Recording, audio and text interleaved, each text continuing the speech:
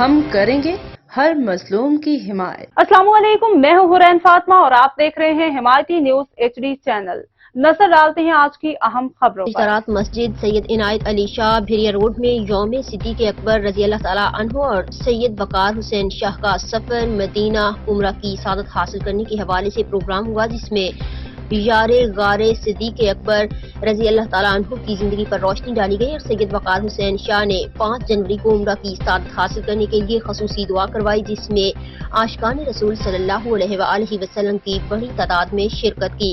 آخر میں لنگر مصطفیٰ صلی اللہ علیہ وآلہ وسلم کا انتظام بھی کیا گیا۔